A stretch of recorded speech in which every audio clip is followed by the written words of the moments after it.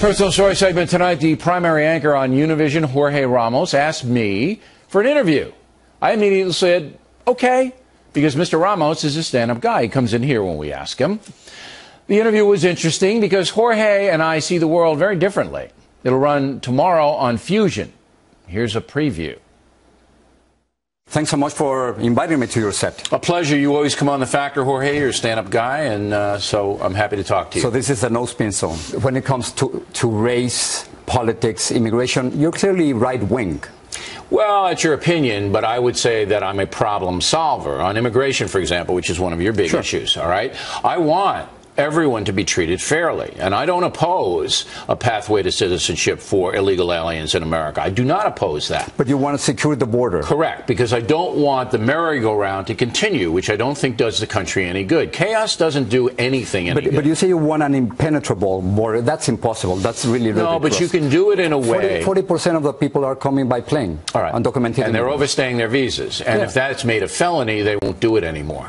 Will they, Jorge? But many Republicans say that. Will they, Jorge? Will they what? You make it a felony to overstay your visa, all right?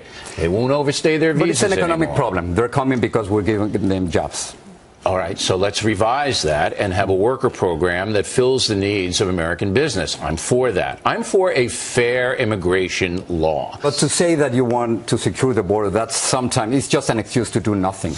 Well, no. If I were the president, I would secure the border, Jorge. If you have 150,000 children crossing the border, you don't have a secure border. No. Come on. No, that's exactly the opposite. What it means is that the system is working, therefore they were detained. I mean, they surrendered to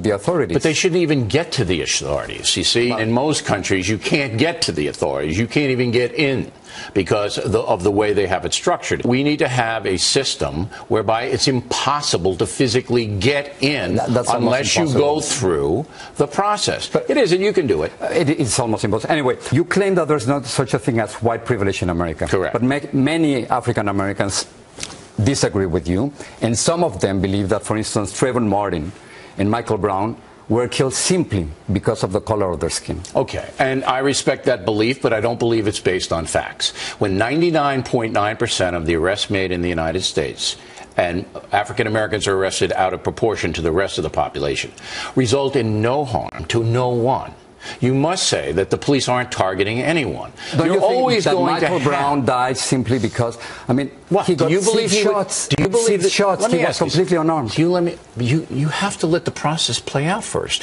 You're jumping into conclusion. Do you believe this police officer in Ferguson woke up and said, "I'm going to kill a black man"? Not like that, but for instance, do you believe that he hated black people? This police officer? We don't know that. That's right. But we're seeing many examples of African Americans, young African Americans being killed. You're saying a few, not many. A few. I'm sure you saw this article by Nicholas Kristof in New York Times. Yes, I did.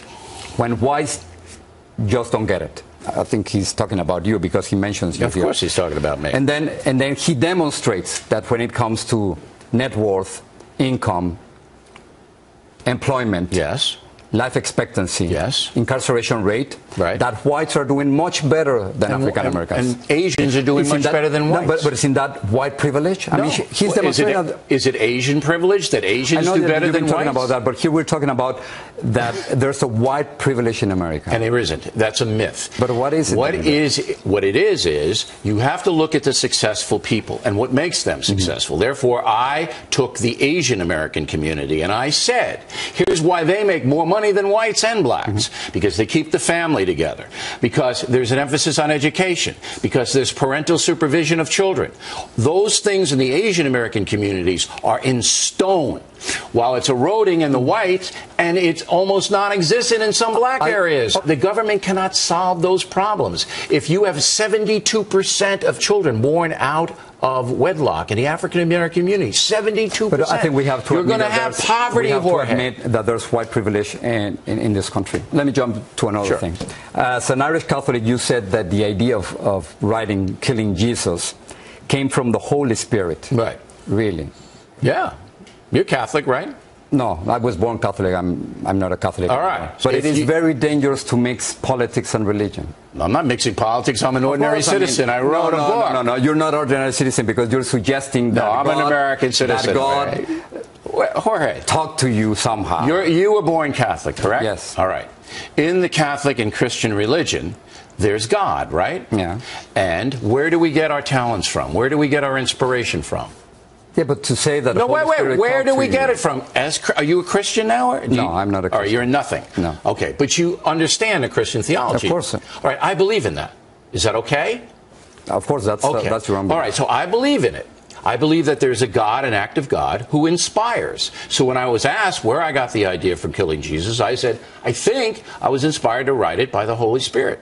You object to that? You object to me stating my religious beliefs as an American? That's your belief, but if you're suggesting that God talks to you, and then you constantly, every single day, give your political opinion, it's... Jorge, you're kind of drawing this real crazy arc here. Look, I believe I'm inspired because I believe I'm in the Christian theology. You don't believe it. But why do you object for me saying it? Why can't I say what I believe? No, you can say whatever you want. Thank you. Thanks so much for talking to us. It's a pleasure. And to allowing us here in the No Spin Zone. It's a pleasure.